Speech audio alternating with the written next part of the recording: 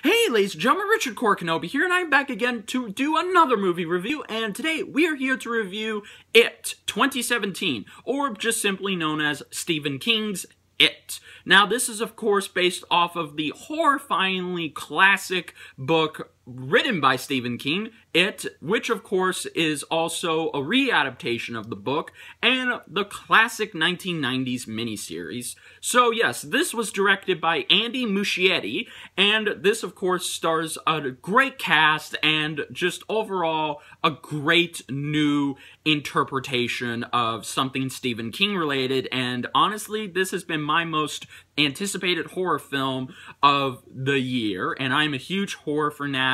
I haven't seen that many horror movies in theaters, but this was my second one, and holy shit, the experience this movie gave me was amazing. Probably the best horror movie experience I've ever had.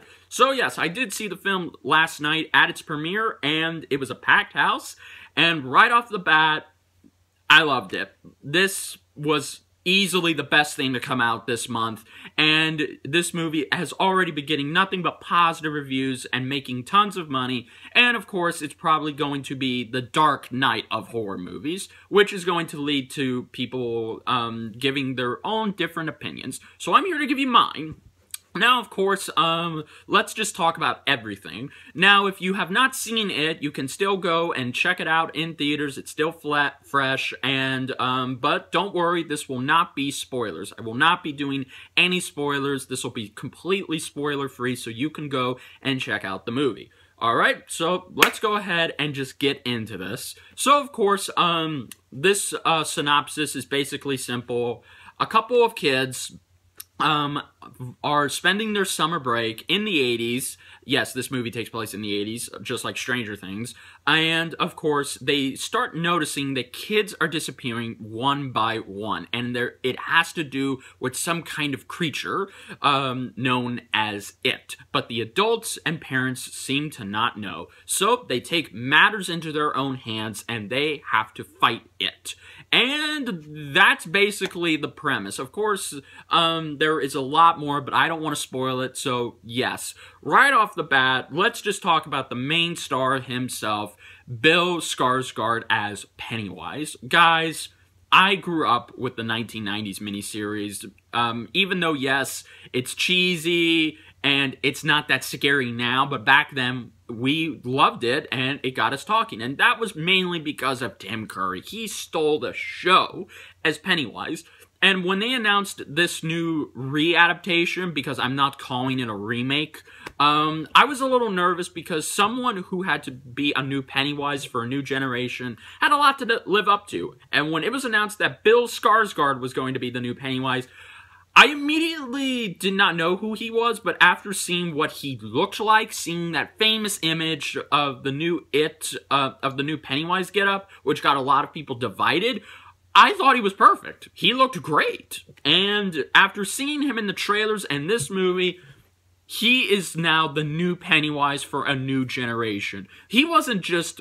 I mean, now, as much as we all love Tim Curry, we all have admitted he really wasn't that scary. Maybe when we were kids, yes, but he was just funny. He was just there stealing and loving the show, and that's the whole point. But with Bill Skarsgård, that goes completely out the window. He is not only funny and maniacal, he is creepy, he's scary, and overall, he is just a great actor. He really just doesn't... Now, there is a couple of scenes where he is paying homage and redoing some lines that were done by Tim Curry, but he doesn't just copy and paste it. He not only pays homage to Tim Curry's Pennywise, but he also gives his new... he also gives his own take on the performance and on the character, and I think this is going to be what he is remembered from now on. Just like Tim Curry, this is what Bill Skarsgård is going to be associated with, and I don't think that's a bad thing. Like I said, there are legitimate scenes where he is fucking creepy. Like, sorry for that.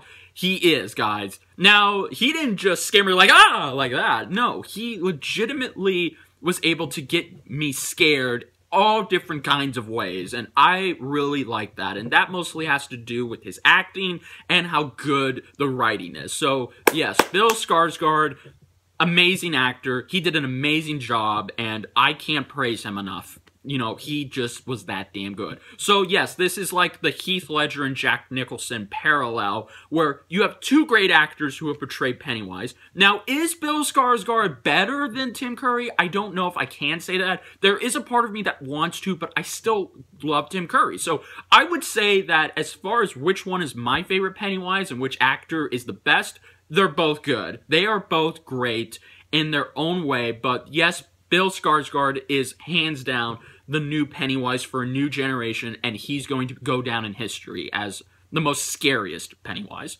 So, yeah, there's that. So, overall, great job. And then, of course, we have the main stars of this movie, the Losers Club. Now, I'm going to go off in particular order here because I really want to give all of the actors credit because they did an amazing job. And as you know, kid actors can be hit or miss. And the Losers Club, they were a definite hit. These kids were amazing. They nailed their characters perfectly. It really did sell me that they were friends, they had great chemistry, and they were just a club. That's what sold me on them, and I think the Losers Club in this were just as good as the original 1990s cast. That's what I loved about the original miniseries, is that the kids were the best parts of that film, aside from Pennywise, and these kids are actually right on their level, but if I had to say, they're slightly, just by a slight inch, a little bit better. But I still love the original, and they'll always hold a special place in my heart. But of course, let's run down the list. So of course, we have Jaden Lieber. I don't know if I'm pronouncing that right. You guys know how bad my pronunciations are.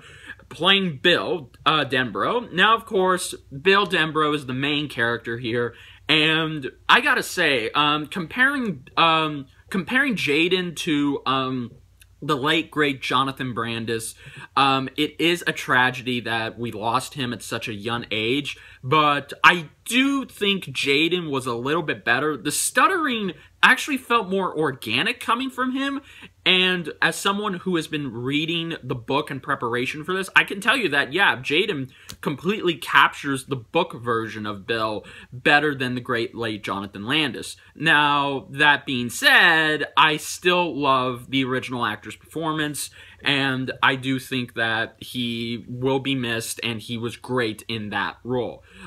So, yes, other than that, I liked Bill in this. Again, he really was, he just conveyed so much on screen, and he put so much heart and emotion into this performance, and I gotta give him credit where credit is due. So, yes, good job. Then, of course, we have Jeremy Ray Taylor playing Ben. Again, he was great. Like, you actually do... Now, they switched his role around where he's now the new kid and not Mike. And as somebody who quickly became into the Losers Club, he really did. He didn't feel shoehorned in, but he really did grow on you, and he served a great purpose to be with these kids. And I really do like that. And overall, he is just... He does. He gives a great performance. Again, there's not much I can say because I really don't want to spoil anything. Then, of course, we have Sophia Lillis playing Beverly Marsh. And I actually like this portrayal much better than Emily Porkins, or just, I'll call her Emily. Now, that's not to say I don't like, again, when I say I like these performances better, that does not mean that they are better than the original cast. It's just, I like them. So, yeah, basically, Sophia she actually matched the original Beverly that was portrayed in the book. And you'll see later on that she's not just... now, there is the damsel in distress role, but it's played completely different. But I don't want to spoil that, so yes. And then, of course, we have Finn Wolfhard coming off of Stranger Things playing the new Richie. And I gotta say, he completely won me over. But I did kind of miss Seth Green's Richie. But Finn was just as great. He was funny, and he had great lines. And he's gonna probably be best known for both this and Stranger Things, and I really do think that's not a bad thing. And of course, we have Chosen Jacobs as Mike. Mike, unfortunately, in this movie, well, he's not bad, it's just I really wish they would have given him more, and I do prefer the Mike in the original because he did have a purpose, and it felt like he was the last piece of the Losers Club, like the Lucky Seven, and I really wish they would have kept that, but I understand you have to make changes, so that's fine. So, yeah, he was pretty good. I just wish I got to see more of him, but hopefully we'll get more of that in the sequel. And then, of course, we have Jacob Dylan playing Eddie. And, again, as Eddie, he was great. He really convinced me that he was a kid going through asthma. Even though in this movie, they finally, you know, cut the thing where he does figure out he's not actually sick and he doesn't have diseases. And I do like on how that plays into it. And, honestly, like I said, like, when he gets scared by Pennywise, I really feel for him, and I completely understand, and I just want to see him get out of there okay. So, again, he did an amazing job. And last but not least, we have Wyatt, playing Stanley Uris. And, of course, now, I actually liked this version of Stan better than the original. Now, even though this Stan didn't get much to do, and of course we're reminded that he's Jewish, and that's about it, but there is a scene in this movie that I dare not spoil where, of course, it's the famous scene where he does encounter Pennywise near the end, but unlike in the miniseries, this actually is a more reasonable way to believe that he would not want to come back and fight it again. Even though he makes a promise, you can actually sympathize and understand why he unfortunately takes his own life when he becomes an adult. So I do like that. And when in that scene, when he finally, he doesn't just say, I'm okay, I'm okay. No, he legitimately acts like a child would after fighting something this scary. And it was one of the most standout performances I've ever seen. All of these kids did an amazing job with the material. They didn't just act like the characters, they became the characters. And I honestly have to give credit where most credit is due. These kids were one of the best parts of the movie, and it gives a lot it makes the bar pretty high for the adult actors to portray them. So I really do hope that they get the best actors they can to portray the kid version of the Losers Club, because they were the best parts of this movie, and honestly, I'm gonna love them more than the adult actors, but that's just me. We'll see how that happens. So, yeah, and of course, you have the rest of the supporting cast. Of course, the main villains, especially Henry, who was played by, my goodness, Nick Hamilton, I believe that is. I'm just gonna do a little fact check here. Nicholas Hamilton. Okay, so, yeah. They transform Henry into a complete straight-up psychopath. I won't say how, but you'll know when you see it. So, yeah, guys, the music in this movie was also great. Because this movie takes a complete 180, instead of the Losers Club taking place in the 50s, they're now in the 80s. And I was a little worried about that because I was kind of worried that, okay, that's just taking a Stranger Things influence. Well, it does show it works for it, but you can clearly tell that they just wanted to do Stranger Things. But hey, Stranger Things was kind of influenced by it, so no complaining here. So yes, I did like that, and honestly, the soundtrack is the best horror soundtrack I've ever heard in a long time. Because horror soundtracks nowadays don't even try anymore. But this soundtrack by itself, it's creepy, it's scary, there's actually some fun in there. So this soundtrack is pretty much a character in and of itself, and I really appreciate that. And I would honestly recommend you buy the soundtrack and listen to it. And then, of course, we have the cinematography. This has been brought up in a lot, but horror movies are shot in a very particular set of way. Well, this movie, it looks like it was shot in the 80s, and when there are creepy and legitimately horrifying scenes, it is completely scary. Now, not scary to where it's going to make you have a heart attack, but again, it's very creepy. And I have to say, the cinematography was very good, and I really hope this movie gets some kind of nomination at an Oscars, because yeah, it was just very good, and I enjoyed it very much. And, of course, like I said, everything was very well put together. I honestly loved this movie from beginning to end, and I'm okay, and I understand there are going to be some naysayers who are going to say that they either hate this movie or they just think it's meh, and they're going to make all these comparisons saying this or that. And here's my response to that, okay?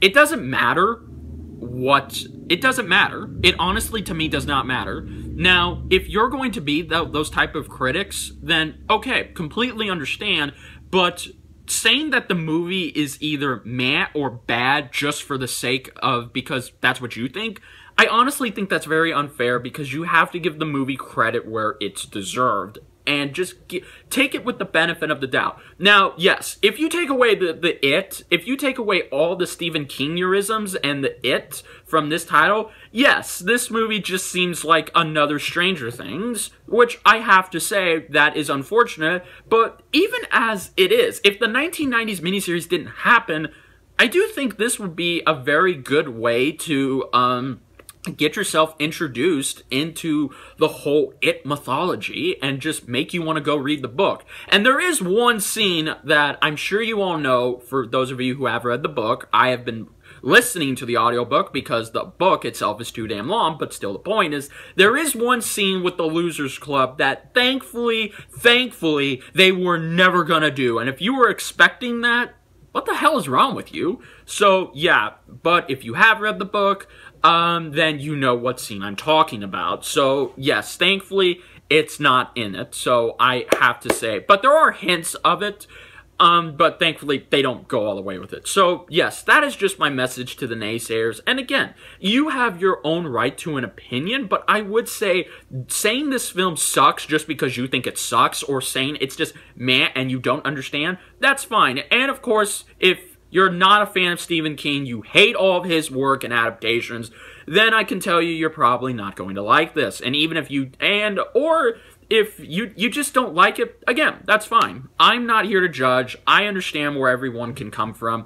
It's all everyone's own opinion and point of view, and I'm okay with that. So, yes, but as as somewhat of a Stephen King fan, mostly on the movies, I have to say that this is probably the best Stephen King movie we've gotten in a long, long time. This is right up there with The Shining and Carrie, and yes, even Shawshank Redemption, which I do like. I like all of those films, so yes. And of course, it is kind of ironic that the Dark Tower came out, it sucked, and this came out, and it was amazing. So, yes, I do like it, and I definitely am excited for the sequel. Yes, there is going to be a sequel, so don't worry. So, yes, guys, overall, It was probably one of my favorite horror films of this year, and it's probably one of my favorite films of 2017. It's definitely in my top 10. I probably put it at number 5 because of how great it was. So, yes. Overall, guys, yes, the acting was great, the cinematography was great, the music was great, the direction was great. Bill Skarsgård and all of the Losers cast did an amazing job conveying these characters' emotions and becoming the characters. And honestly, the part 1 is most likely going to be our favorite, and part 2 has a lot riding on it, and hopefully it can be just as good as this one. So my final recommendation is a 9.5 out of 10, and it does get my Force seal of approval. Guys, go out and see this movie. Please support it. And now, it is scary, but don't worry. One thing I forgot to mention, one last thing, this film is actually a jack of all trades. There are only 2 jump scares, and there are times where this movie actually shows us the kids having fun, the Losers Club having fun, and they're just happy. So and there was actually an emotional scene where I cried. And it wasn't even meant to be emotional, but I just cried because it was so good. So, yes, guys, again, had a blast with this movie. Can't wait to see part 2, and can't wait to go see this again in theaters and buy it on Blu-ray. So, yeah, guys, that was my review of it. Please let me know what you thought down below. Let's get a discussion going about it. Have you seen it? Will you see it? What are your opinions on it? Just let's talk about it. And, of course, if you liked this review, then please like, comment, subscribe. And until then, my fellow It and Stephen King fans, this is Richard Core Kenobi saying, may the Force be with you. I'll see you later, guys.